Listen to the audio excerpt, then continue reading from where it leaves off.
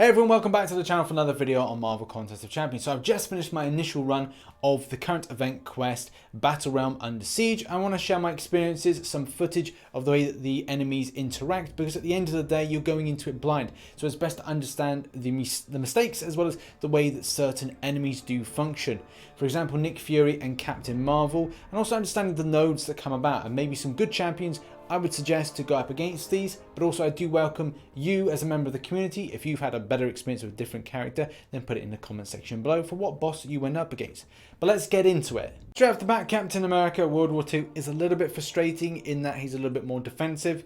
And even worse, because you've got bubble shield on, if you're kind of like choosing that you want to take it a little bit easy, you want to put in those parries, and also brute force. So yeah, that doesn't really make for decent playing against, so you're going to have to really box clever. Anything that comes up with any kind of unblockable ability or hitting down the enemy is usually quite effective. So if you've got a special attack with a certain champion that gets unblockable, like Loki for example, then those are good champions.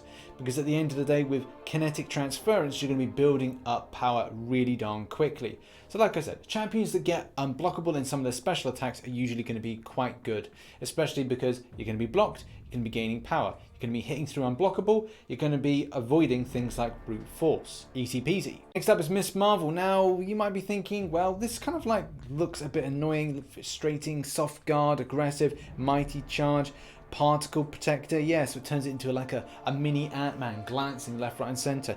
But still, I found that when I was putting in some bleed effects and I was using a combination of either taking in Sabretooth, maybe even a case of going, well, in any case, I just used Blade. You could use champions like Sabretooth and put in a bit of bleed. You could put other champions. Domino could be quite fun against this.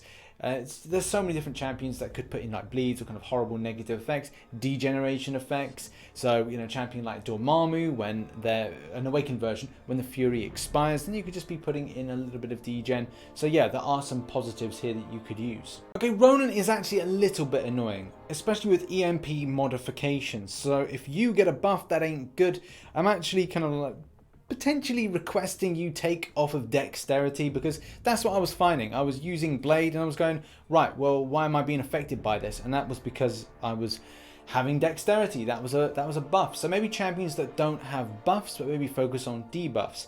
In particular as well, watch out for special attacks, but they should be, you should know Ronan and the way that he works, in that when he puts his hammer up to the air, that's the point you watch that, and when it comes down you then evade backwards. Same thing with the L2, he'll swing round and then swing a pulse. So that's to understand the way that that special works. You should be avoiding that.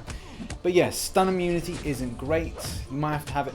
If you're good at intercepts, you're good at intercepts. If you want to take it easy, you're going to have to eat it in the block.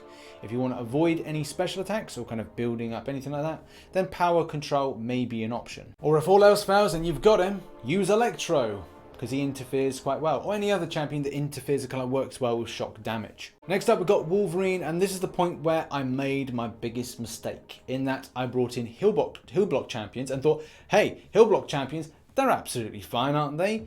No, what I needed to bring in was champs that nullify, because at the end of the day, when the champion gets a regeneration buff, then it's not only powerful, it's also unblockable. It makes the champion unblockable, which isn't great.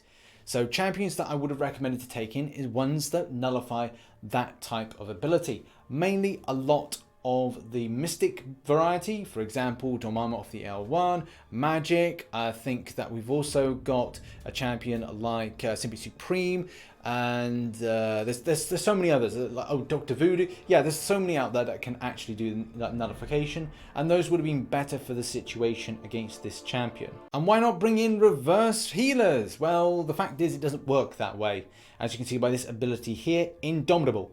So yes, don't bring in those heal reverse champions. They ain't gonna work. Nullifiers nullify that healing ability, that regeneration buff, and then it's the case the champion won't go unblockable, and you can make an easy fight of it. And for some people, it would be an absolutely easy fight. Good luck to you, but maybe some people may struggle. Next boss was Nick Fury. Now, this isn't the team that I brought in against Nick Fury. I led a different team for this, but I did keep Domino and I did keep Blade in this, and I added Stark Spidey and a couple of other mutants, if I remember rightly. Now, that already doesn't sound particularly right to people, and you're sort of right. Okay, so Blade's in there in order to clear lanes. It's easy to clear lanes with that champion, but when it came to the end boss, I wanted to use something that maybe would interact better, especially considering with Nick Fury that you've got tactical adjustment. When the attacker receives a bleed they're immune to, Nick has a 75% chance to gain 1 tactical charge. Now, I didn't want to get the opportunity to be bled in the first place, so I played it safe and went for a mutant-based team, stronger mutant-based team. So I had Domino, I think I had Iceman, and another mutant for the situation. Now, this is the point where it's important to learn certain things. Now, some of the footage that I've seen, I've only seen the L1 in practice, which looks, well, it's not exactly the easiest thing to evade. I would say if you really want to evade the special attacks from Nick Fury, the L2. If you don't know how to push a champion to a certain special attack, I'd largely say go into a block after they look like they are building an L1 and let them come at you. Eat some damage into your block, hit out from your block, and then build up the damage on them, so at least it then builds their power meter up to that L2 point. And yeah, Nick Fury's L2 is a lot more easier to avoid than his L1. And now that I think of it, I think it was Archangel I brought in, but I didn't actually need to use him or didn't get an opportunity to use him. What I was trying to do is see how he worked out with a signature ability. So that life model decoy. So when Nick Fury even gets completely knocked down, so he looks like he's gonna die, then when all that health comes back again, then, you know, is it a case if he had that type of neurotoxin on, would he be able to build it back up? And that's what I wanted to see, whether or not that was possible, but ended up being the case that I used Domino to begin with, and then decided because the enemy was on 22% and there was no chance of getting back to that life model decoy again because he only gets to do it once, that I just used Stark Spidey to then finish the job. Yeah, maybe a bit silly because he got 6 tactical charges, but the fact is the job is done. If it's stupid and it works, it isn't stupid. You think about the idea of using other champions, like could you use a Corvus? Yeah, I'm sure people would use a Corvus against a champion, and yeah, people would use other champions as well. Could you bring champions that do some sort of power control? Yeah, absolutely, you could give it a go. I just found what I thought to be useful at the time, and that was using Domino. And the last champion is Captain Marvel. Now, yeah, I don't know really what to make of her. Didn't particularly enjoy the fight, but didn't have anybody lost, and it was a case that, well, Blade saved the day on this. It was very difficult to think what champion to really use or champion I really would like to use. Now, if you want to say I'd like to use Archangel in order to get some neurotoxins, oh, don't bother, because the champion is poison immune. Of course it is, but any bleed or kind of extensive or high bleed champion would be very good in this circumstance. I'm sure that people may say that, okay, for this, that you could use a Quake, and it's like, yeah, okay, I could see some viability with that. Likewise, the same thing with Corvus Glaive, of course. But there may be other options, keeping her locked down with some sort of, even though, like, I'm not kind of suggesting this, but I was thinking about still using power control champions. Even though some things like the power bond, attacker's power draining abilities, are 90% less effective. I still think about the idea that she is still quite powerful with her special attacks, in some cases even going unblockable. So yeah, that is something I don't really like at all. When that happens, it's definitely unavoidable damage and it doesn't feel fun at any point. But the fact is, okay, it's meant to be a challenge, it is a challenge, and there you go. I played about with different champions for this, made a few mistakes, I must admit. Morningstar seemed to be quite fun, especially when the enemy wasn't getting herself indestructible, and first of all hitting off a heavy attack to get that power gain buff, and then it was a case I was going, right, well, let's see if we can build on this. I've got a fury buff from her, can I then build up that to an L2? I was managed to put an L2 in and took a chunk of damage off the enemy, but it wasn't substantial to make me go, ooh, that's tasty, ooh, that's very, very nice.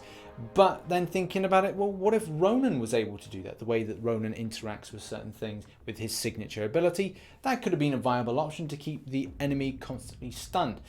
But I've got a 3-star version, I'm not going to exactly get into that. Maybe if someone's got a 5-star version and can test out that theory, you go out and send the footage in, I'm sure we'll be able to feature it. Even though Blade saved my ass, and I'm not going to go and say, hey, everyone use Blade, because it's like when everyone says, just use Corvus, the fact is there are going to be several champions of options. Like we said, you could use a champion like Quake and have a bit of fun with that.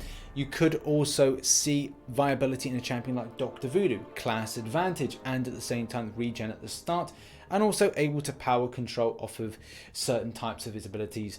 So yeah, absolutely with that. Unfortunately, I'm not sure that we'll be able to emit the same amount of damage as we usually would against a champion. Maybe it's not poison immune, but the fact is we've still got viability to control that power, and that's what we want to do. Oh, and not forgetting a champion like Symbiote Supreme, great with interaction with buffs, but I'm sure there's a whole host of different characters and champions that we could use against this. I think just with me in Reliance, I'm just going, I didn't really use Blade loads in this event so far, but just for lane clearing, at this point, it was Blade that saved my ass, so that may be a good idea. Domino, I did use a little bit, and I think she stayed alive for a good chunk of time, but I think, again, it boils down to mistakes and learning a new champion to begin with.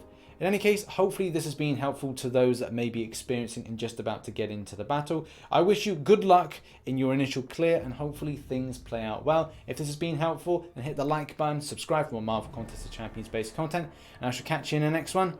Bye bye for now.